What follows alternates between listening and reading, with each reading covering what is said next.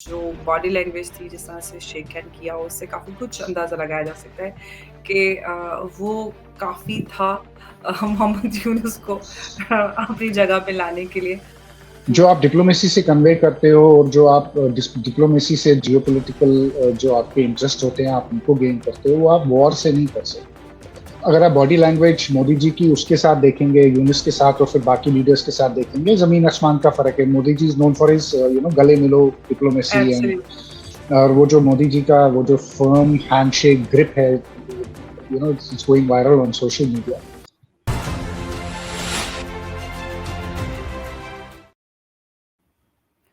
जय हिंद, नमस्कार। मैं अंबर जैदी स्वागत करती हूँ आप सबका एक बार फिर से हमारे आज के कार्यक्रम में।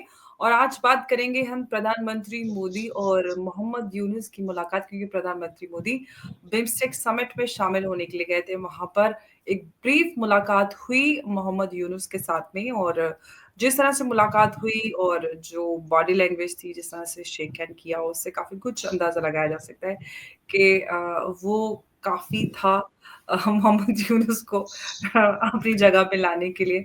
तो क्या कुछ उससे मतलब निकलता है और क्या कुछ बातें हुई होंगी, उस पे हम बात करेंगे। क्या आखिर बांग्लादेश में जो कुछ चल रहा है और उसको लेकर प्रधानमंत्री मोदी और मोहम्मद यूनुस के बीच क्या कुछ चर्चा हुई, उस पे बात करेंगे। हमारे साथ बांग्लादेश पर बात करने के लिए मौजूद हैं आप सबके जाने-पहचाने राजा मुनीब। बहुत-बहुत स्वागत है आपका। जय हिंद, थैंक नमस्कार। यू और मैम। जय हिंद, नया नमस्कार। नया यूट्यूब चैनल है टॉकिंग पॉइंट ब्लैंक, उसको आप सब सपोर्ट करें, लाइक शेयर सब्सक्राइब करें। नया चैनल है तो थैंक यू। आप सब सपोर्ट रिक्वायर्ड है। जी, बहुत बहुत धन्यवाद आपका, आप हमारे साथ शामिल हुए हैं। तो हम बात करेंगे प्रधानमंत्री मोदी और मोहम्मद यूनुस जो केयर टेकर हैं बांग्लादेश की जो इंटरिम गवर्नमेंट है उसके। जिस तरह से मुलाकात हुई है और जो बॉडी लैंग्वेज थी, उसे देखकर क्या अंदाजा लगाया जा रहा है कि आप क्या समझ रहे हैं कि किस तरह की बातचीत रही होगी? काफ़ी है वो मोहम्मद यूनुस को थोड़ा नीचे लाने के लिए, उनके सुर ढीले करने के लिए? नहीं, वो मैसेजिंग तो बड़ी क्लियर थी कि we are not happy with you, hmm, और from a point of strength से आप बोल सकते हो कि उससे बात की गई। अगर आप बॉडी लैंग्वेज मोदी जी की उसके साथ देखेंगे, यूनुस के साथ और फिर बाकी लीडर्स के साथ देखेंगे, जमीन आसमान का फर्क है। Modi ji is known for his गले मिलो diplomacy and absolute. happy faces and smiling all this, but this was a very cold meeting, hmm, extremely cold। और वो जो मोदी जी का वो जो firm handshake grip है, it's going viral on social media. That tells you the message India wants to convey to Bangladesh, and that message has been conveyed yesterday as well. तो जितने भी concerns हैं, I think we have put them on very very firmly, very strongly. उनके कुछ counters थे जिसमें शेख हसीना को extradition था, मतलब वो रिकग्नाइज भी नहीं हुआ। हुँ, What the sources are telling us कि इंडिया ने उन पे बात भी नहीं की।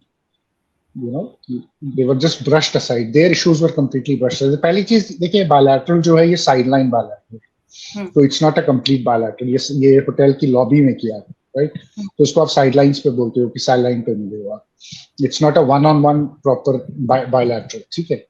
तो दैट इज कि बांग्लादेश को कितना हम उनको how much weightage we give you, और यूनिस को हमने कितनी वेटेज दी है। But then look, everything is diplomacy. Hmm, जो आप डिप्लोमेसी से कन्वे करते हो और जो आप डिप्लोमेसी से जियोपॉलिटिकल जो आपके इंटरेस्ट होते हैं आप उनको गेन करते हो, वो आप वॉर से नहीं कर सकते, राइट?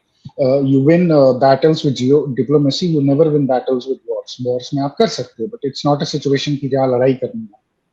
तो आई थिंक तीन चार कंसर्न्स जो थे वो मेन थे। एक तो persecution of Hindus and minorities तो है ही है।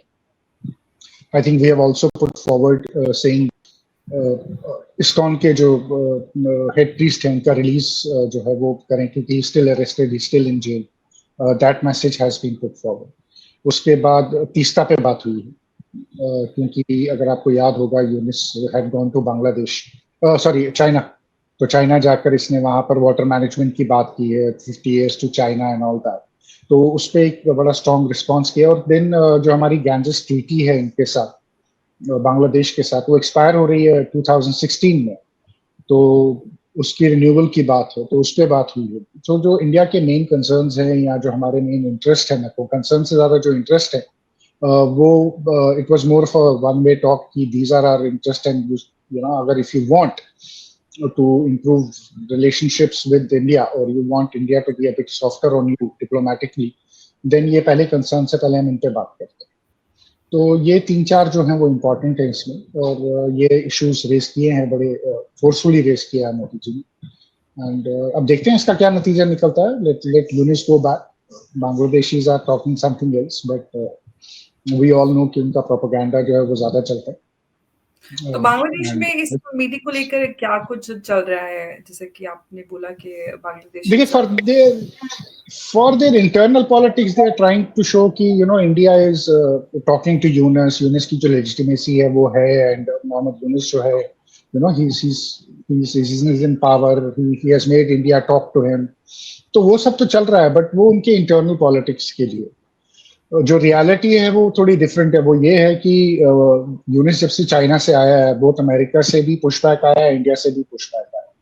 अच्छा, इंटरेस्टिंग चीज इसमें ये थी कि he went to China and he was hoping कि चाइना कुछ इंटरेस्ट रेट स्लो करेगा. $7.5 बिलियन का लोन है इनका. तो चाइना ने उस पर तो कोई प्रॉमिस किया नहीं, मगर आफ्टर यूनिस लेफ्ट चाइना का जो मैसेज आया है वो ये आया है कि इंडिया और चाइना को जो है the elephant and the dragon needs to dance in a tango, means कि एक साथ मिलकर करना चाहिए. तो वो भी जो है उसके लिए थोड़ा सा डिस्टर्बिंग रहा होगा, क्योंकि जिस टाइप का वो एक रिस्पॉन्स चाइना से सोच रहा था वो मिला नहीं. सो चाइना की भी जो रिकंसिलिएटरी टोन है इंडिया को लेकर, दैट इज वेरी इंपॉर्टेंट. तो वो एक जो है that would also have asked him, कि काफी टाइम से पुश कर रहा था कि he wanted to come to India. हमने मना कर दिया था, we clearly said no to him. तो meeting in a third country on a sideline bilateral, I don't think it tells you how significant Yunus is for India, and how Yunus will work for India's concern. देखो, point ये नहीं है अमर ma'am इसमें कि China के साथ ये कुछ कर रहा है. He is free to do whatever he wants to do with China. अच्छा, ये कुछ नया ऑफर उनको करने गया नहीं था जो चाइनीज ने 50 साल का बोला था. ठीक है, 2016 से चाइना ये कर रहा है. शेख हसीना जब पावर से गई है, she was in China and she had to rush back जब प्रोटेस्ट स्टार्ट हुए, राइट. उसका भी ये डिमांड था कि $5 बिलियन का सॉफ्ट लोन दे दो, and trying to woo the Chinese. But Chinese are also not very interested, because Chinese also know कि एक यूनिस पे they are not very sure, they cannot hedge a bet on him कि कितनी देर पार में रहेगा भी कि नहीं रहेगा, right? They don't want to promise anything जिसमें उनको at the end of the day वो पाकिस्तान वाला हाल हो जाए. तो they are also very cautious with Bangladesh. They are not giving any overt guarantees to Bangladesh. अभी तक तो हमने देखा नहीं है कि उन्होंने कुछ ऐसा गारंटी. हाँ, ठीक है, रेट्रिक के लिए, वर्ड्स के लिए 50 years very important, very important summit and all that, understand it, but nothing translated it into practicality में उसमें कुछ भी translate हुआ नहीं, right? तो आपके words अलग हैं, आपके actions अलग हैं. तो actions are not meeting the words the Chinese were using when he was there. On the contrary, आपने इंडिया को अपील की कि let's be friends and let's look at ways of doing things together. So that puts Yunus in a box, that puts Yunus in a in a corner. और अब obviously Trump के जो tariff आए हैं, that is going to hit them very bad.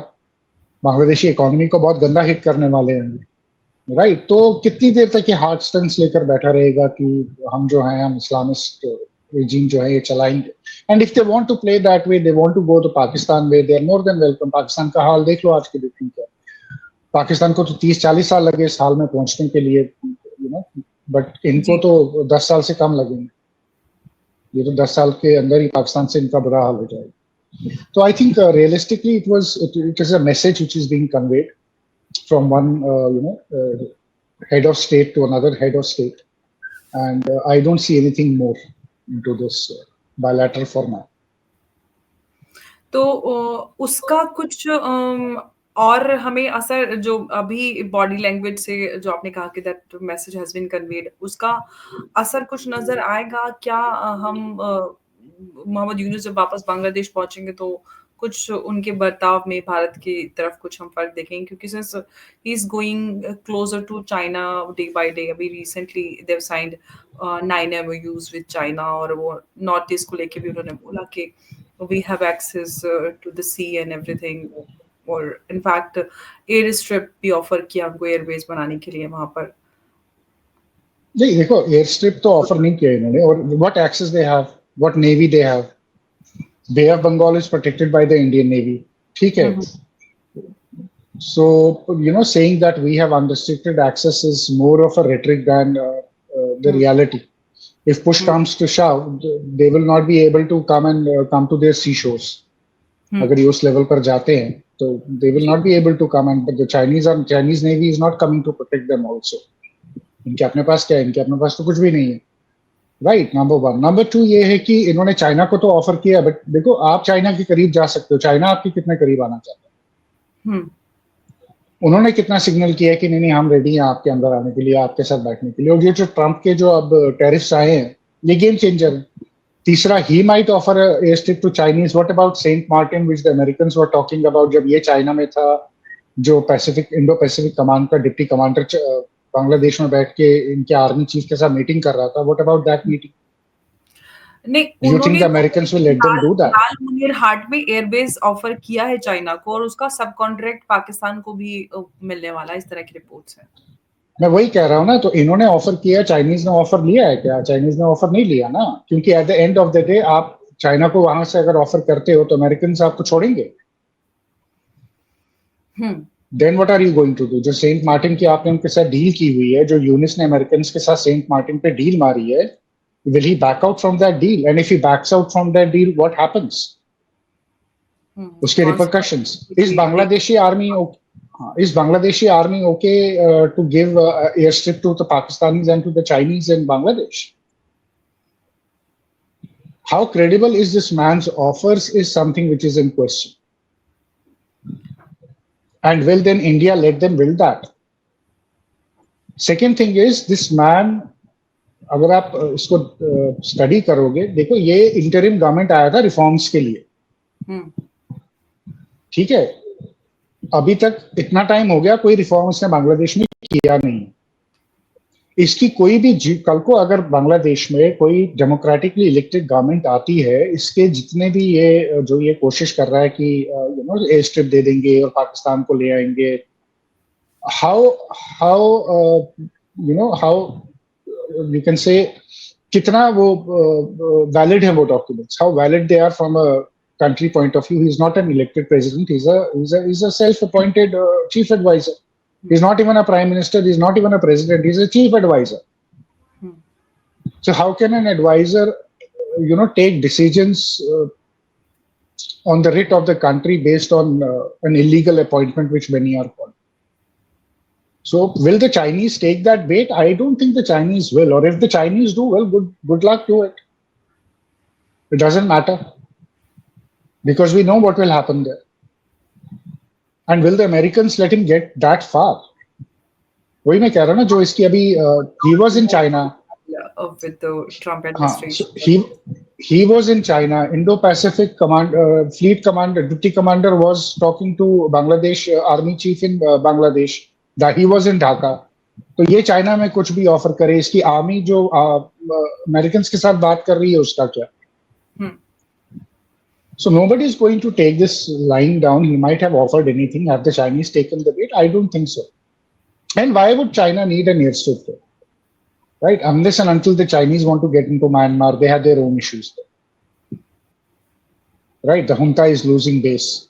India ने कल भी बोला है कि भाई इलेक्शन करवाओ म्यांमार में. Right, we have again pushed for that. The Chinese might want an airbase there. Both are welcome to come and create an airbase. If they think they are going to break down India's neck, it is not going to happen. The Chinese Navy is already stretched in, till Philippines. The Americans are testing them there also. So will they now, move that fleet and come into Bay of Bengal to protect the Bangladeshis? For what? What is Bangladesh offering them in the end of the day? The tariffs have totally taken the whiff out of China. अगर बांग्लादेश पे 37% tariff है, अगर आप बांग्लादेश से ये produce करके बेचते भी हैं, बस हो जाने वाला है टैरिफ से. ट्रम्प बांग्लादेश और पाकिस्तान इनका तो मेन गारमेंट इंडस्ट्री है एंड सेरेमिक्स है, वो तो खत्म है. तो why would Chinese take पंगा there when they have a problem at hand in Gwadar already? Right, they're already stretched. They're already looking at putting up boots in Gwadar. And then the Americans are breathing down on their neck. So they might want to come to Bangladesh, but I don't think it is going to be that easy for them to come into Bangladesh and take an airstrip or whatever nonsense. These are more virtue signalings than having a real impact on people. जी। अब देखने वाली बात ये है कि जिस तरह के बयान, जिस तरह के ऑफ़र्स मोहम्मद यूनुस चाइना को और पाकिस्तान को दे रहे हैं, looking at the past history of Bangladesh and Pakistan, China का तो सब जानते हैं कि उन्होंने जिस देश पे भी वो हाथ रखते हैं उसका वो एकदम सूख के, झड़ के ख़त्म हो जाता है। तो ऐसे में बांग्लादेश के जो आवाम हैं उन पर अभी क्योंकि रिफॉर्म सपोजिटली आपने एज यू मेंशन्ड आल्सो बड़ा आंदोलन था, स्टूडेंट्स का आंदोलन हुआ, बांग्लादेश में रिफॉर्म्स आएंगे, ये बदलाव होगा, वैसा तो कुछ नहीं हो रहा। इनफैक्ट उसके उल्टा ही जो ठीक ठाक चल रहा था बांग्लादेश वो भी खत्म होता जा रहा है। क्या किस तरह से ये पूरे इस बदलाव को जो एक्सपेक्टेड था उसके विपरीत कैसे लेगी बांग्लादेश की जनता? क्या वो जो कू की बात चल रही है उसके पीछे ये भी रीजन हो सकता है कि we could see another coup in Bangladesh in coming days? देखो, पहली चीज ये है कि what have he offered to Pakistanis, ठीक है? A beggar cannot offer another beggar anything, to be very honest. They're both looking at IMF and Chinese loans. Yes, we can join or we can have bigger katora and we can back together. But that is not going to happen. The beggars fight among each other ki itni roti meri, itni roti, maine पेट भरना. Second thing, Pakistanis have got nothing to offer to them. Pakistan ki apni food security is at risk. Absolutely. Their atta is running out of stock by end of this year. Right? So their own food security is at risk. They have huge loans to the Chinese and to the IMF. Every way, today also they are going to the IMF. So what do they have to offer to the Bangladeshis except jihadism, jihadi factories, and nuisance value? The Pakistanis are only going to add nuisance value to the Bangladeshis. Now, all this utopia of reform and everything looks very good, sounds beautiful. But once people stomach are empty and it hits them, their businesses, then they start questioning you, right? If you look at the inflation in Bangladesh, it is set to go high. So slowly all these American tariffs are going to hit them. They take पंगा with us, their supply. अब ये देखो, आप ये mutton लाते हैं, इनको India में 2 दिन से पहुंचता है, अब ये बोलते हैं पाकिस्तान से लाएंगे, 45 दिन में आएगा, उसकी कॉस्ट कहाँ जाएगी? हम चावल पाकिस्तान से लाएंगे, तो लाओ पाकिस्तान से, उसकी कॉस्ट भी दोगे, ट्रांसपोर्टेशन भी दोगे, तो ऑब्वियसली जो चीज 10 रुपए की है, 10 टके की है, वो 50 टके पे पहुंचेगी। तो जब वो 50 टके पे पहुंचेगी तो तुम्हारी आवाम जूते मारेगी, हम तो कुछ नहीं करने वाले तुम्हारे साथ। मैं तो अपनी बात ही नहीं कर रहा, राइट? तो स्लोली बांग्लादेश, अच्छा वहां क्राइम रेट हाई हो गया है, बांग्लादेश में crimes have become very high. क्यों हाई है? Because of the same reason. Pakistan का भी यही हाल है, दिन दहाड़े क्राइम बहुत हाई है, बांग्लादेश में भी क्राइम हाई है, बांग्लादेश में रेप्स बहुत हाई है। तो ये कितनी देर तक, अभी इसको 8 महीने हुए हैं, आप इसको 2, 3, 4 महीने और दे दो, by the time Bangladesh destabilizes economically, people then will start questioning them, then we'll see what reforms they are talking, then people will push कि नहीं भाई इलेक्शन करवाओ, let's get a government. Already few have started saying कि नहीं हसीना ही better थी, कम से कम ठीक ठाक तो रह रहे थे हम, आज के डेट में वो सिचुएशन नहीं है हमारी। तो ये यूटोपियन जो है ना, ये यूटोपियन आइडियाज बड़े अच्छे लगते हैं, ये स्टूडेंट 20, 22, 25 साल वालों को बड़ा अच्छा लगता है। इनको पावर दे दो हाथ में, इनको लगता है कि कैंपस पॉलिटिक्स जो है वो कंट्री पॉलिटिक्स वैसे ही चले। बट कल ही इन स्टूडेंट्स के पास जब गर्लफ्रेंड को कॉफी पिलाने के पैसे नहीं होंगे और कॉफी 500 टके की हो जाएगी, 1000 टके की, तो ये स्टूडेंट खुद बैठ के रोएंगे कि क्या होगा। So that is not how countries and economies run, right? So if they have this utopian idea, let them carry on. See, they have dug, इन्होंने अपने लिए एक कुआं खोदा, ये उस कुएं में जा रहे हैं, तो इनको गिरने दो कुएं में, let them go. एब्सोल्युटली। अब वो सवाल भारत और बांग्लादेश के जो रिश्ते हैं उनको लेकर हम करें, इस विजिट के बाद क्या बदलाव आप देख सकते हैं बांग्लादेश और भारत के रिश्तों के बीच, क्योंकि prime minister Modi and Mohammad Yunus. See, I don't expect much from Yunus, but I am interested to see कि क्या ये will he let the ISKCON head go? Will they release him from jail? If they release him from jail, देखो यूनुस की problem ये है ना कि Yunus Islamist के बीच में फंस गए। अब आप एक you are stuck between a proscribed terror organization which is HUT, हिजबुत तहरीर, और यहाँ से आप जमात इस्लामी बांग्लादेश जो इतनी एक्सट्रीमिस्ट, इतनी वायलेंट है, आप खुद उनके उस पे बैठे हुए हो, तो आपसे ज्यादा उम्मीद तो इंसान कर नहीं सकता। बट यूनिस की प्रॉब्लम ये भी है कि उसको ये भी समझ आ गया, जब ये चाइना में था, our track two message was very clear. All our track to ex-ambassadors and all that started talking about upper riparian water. Do you even understand the impact of what we were saying? What we were saying to them is, पहले हम तुमको सुखाएंगे, उसके बाद तुमको डुबा देंगे. तुम जो चाइना से वाटर मैनेजमेंट ट्रीटी बोल रहे हो, पहले तुमको सुखाएंगे, तुम पानी के लिए तरसोगे, फिर तुमको डुबाएंगे. That is devastating for them. Water is a huge weapon. And this is all in diplomatic parlance, this all comes in. Right? So I am not expecting a lot from him. I am looking at the way Bangladesh is going. It's going to go chaotic.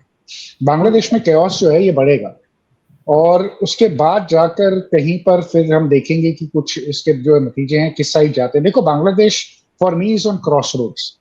अब ये कौन सा रास्ता पकड़ता है, ये depend करता है यूनिस पे, और ये डिपेंड करता है बांग्लादेश की आर्मी पे और बांग्लादेश के लोगों पे, स्पेशली लोगों पे. तो ये जिस रास्ते जाएगा, फिर उस रास्ते में क्या क्या है वो हम फिर बताएंगे कि क्या क्या है, क्या क्या है. तो जो कू को लेकर बहुत ज्यादा हमने स्पेकुलेशंस और रिपोर्ट्स देखी पिछले हफ्तों में, पिछले एक हफ्ते में खास तौर से, उसमें कितनी पॉसिबिलिटी और सच्चाई आपको नजर आ रही है कि कू हो सकता है या फिर इलेक्शन हो सकता है? क्या आपको लग रहा है? देखो, अगर बांग्लादेश केओस में जाता है, इस तरीके का केओस मैं प्रेडिक्ट कर रहा हूं, तो फिर उसके बाद कू का ही ऑप्शन है, इलेक्शंस का ऑप्शन तो है, क्योंकि ये इलेक्शन तो करवाएगा. ही इज वेरी क्लियर कि मैंने नहीं करवाना, टिल नेक्स्ट ईयर तक इसने टाइम लेकर रखा हुआ, and he will keep on finding excuses कि नहीं करना. ठीक है, he will keep on creating these problems. So if Bangladesh keeps on descending into chaos, then there are two options. Either a coup will happen, right? Or people will overthrow him and give it either to the radical Jamaatis will take over, or they all will be thrown out. But we'll have to see which way it goes. What kind of chaos stems from Bangladesh? We have to wait. तो वो depend करता है कि किस side ये जाता है. अगले 1-1.5 महीने में हमको क्लियर हो जाएगा कि ये कहाँ जा रहा है. But there is a very strong possibility of coup. Because that is what will happen next. क्योंकि अगर बांग्लादेश इतना chaos में descend करता है कि जहाँ पे he loses control, everybody loses control, then the only institution in Bangladesh which can bring some stability is the army. Nobody else. But अब ये भी देखना है कि आर्मी में जो करंट जनरल है वकरुल जमान, वो कू करेगा या उसको कू करके फिर आर्मी कू करती है, वो भी गेम एक चल रही है. Right? We have to keep an eye on that also. कि बांग्लादेश आर्मी कितनी स्टेबल है और कितनी यूनाइटेड है, उस पर भी देखना है, क्योंकि उनकी भी इंटरनल इश्यूज बहुत हैं. इंटरनल पावर स्ट्रगल्स हैं, इश्यूज तो नहीं है, power struggles. So let's see where it heads to. लेकिन पॉसिबिलिटी जो है ज्यादा कू की ही नजर आ रही है, और बहुत सारे रीजंस उसके दिए जा रहे हैं, एक्सपर्ट्स दे रहे हैं. Next, you can say next natural progression looks like a coup. After chaos is always military coming. Bangladesh की history is full of coups. 26, 27 coups हो चुके हैं, 29 I think. I don't remember the number. तो उनके लिए कोई नया तो है नहीं. इतने coup तो already हो चुके हैं. So I wouldn't be surprised. I think the next progressive, जो आप बोलोगे, next progression of Bangladesh could be a military coup. There's a high chance, very huge chance. तो अगर हम शेख हसीना की बात करें तो उनका क्या भविष्य आपको लग रहा है? क्या वो भारत भी रहेंगे एज उनका ऑस्टर हुआ तब से, या कोई पॉसिबिलिटी नजर आएगी कि शेख हसीना वापस जाएंगी Bangladesh? I don't see Sheikh Hasina returning back to Bangladesh for next 5 to 7 years. जो बांग्लादेश के हालात हैं, जो वहां पे एक माइंडसेट है, वो आप चाहे कू करो चाहे कुछ भी करो, I don't think Sheikh Hasina is a part of a solution at the moment. I think she will live in India, right? तो मुझे नहीं लगता कि शेख हसीना जो है वो इमीडिएटली बांग्लादेश जाएंगी. यहाँ शेख हसीना जो है वो will be a part of the government in any way, which will be coming in a year और 2 years. There might be Awami League people there, but let's see how things stabilize after the chaos ends. But मुझे Sheikh Hasina का future वापस जाता हुआ तो नहीं. खालिदा ज़िया भी अब कुछ ज़्यादा नज़र नहीं आ रही, वो भी नाउम्मीद होकर लौट चुकी हैं। तो ना मुझे भी खालिदा ज़िया और शेख हसीना दोनों ही रेस से बाहर निकल आ रही हैं। अगर कू की बात करें तो कू तो एक पॉसिबिलिटी नज़र आ रही है, लेकिन इलेक्शंस या फिर आपने कहा अगले 5-7 सालों में, तो क्या आर्मी का ही राज रहने वाला है या कोई और नई लीडरशिप उभर कर बाहर आएगी बांग्लादेश नहीं, में? आर्मी इलेक्शन करवा सकती है, so they can probably do a coup and then maybe in another one and a half year they will declare an election. देखो, खालिदा जिया का जहां तक बात है, उसकी प्रॉब्लम आज की डेट में ये है कि ग्राउंड पे she always was an ally of Jamaat. आज की हुँ, डेट में जमात और बीएनपी के बीच में पंगा है, क्योंकि जमात को ये लगता है कि हमको बीएनपी की जरूरत नहीं, ठीक है, तो she is also fighting for a political space. But hmm, अगर बांग्लादेश में इलेक्शंस होते हैं और फ्री एंड फेयर होते हैं कुछ लिमिट तक, आई थिंक जो अवामी लीग का जो एक बांग्लादेश का वो पॉलिटिकल स्ट्रक्चर है जो अवामी लीग के पास था, hmm, BNP will benefit out of it and Khaleda Zia has a you can say a good shot at the future in Bangladesh. Apart ये जमात और इन लड़कों को लेकर, इनके बगैर I think Khaleda is somebody you can bet कि she might be coming to power next she might be coming in Dhaka. Possibility बिल्कुल नज़र आती है। फिलहाल शेख हसीना तो कोई ऑप्शन नज़र नहीं आ रहे हैं और उनके वापसी के भी चांसेस होते नहीं हैं। मासेस में उनको लेकर बहुत ज़्यादा गुस्सा है, बहुत लोग नाराज़ हैं उनसे। एक एंटी हसीना जो सेंटिमेंट्स है वो बहुत ज़्यादा हाई हैं और उन्हीं की वज़ह से भारत को लेकर भी जो सेंटिमेंट्स हैं, वो शेख हसीना की वज़ह से ही भारत से भी इस तरह के जो सोच बांग्लादेश में आई है, वो उसके पीछे शेख हसीना एक बहुत बड़ा रीज़न है, क्योंकि शेख हसीना और भारत के बीच रिश्ते बेहतर है।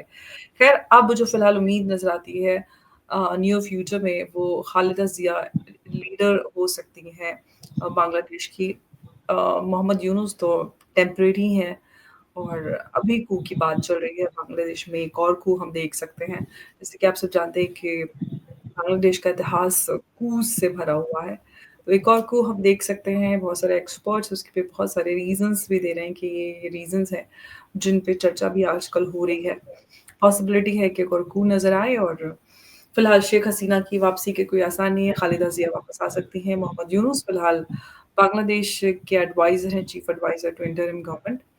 देखते हैं कहाँ वो बांग्लादेश को ले जाकर छोड़ते हैं और या फिर उनसे बागडोर छीन ली जाती है बांग्लादेश की। खैर नहीं, बहुत-बहुत अगर जी। बांग्लादेशीज को अगर बांग्लादेशीज को सरवाइव करना है तो उनको यूनिस से बागडोर लेनी छीननी ही पड़ेगी, क्योंकि वो बांग्लादेश को जहां ले जा रहा है ना, is taking it to the dark edges.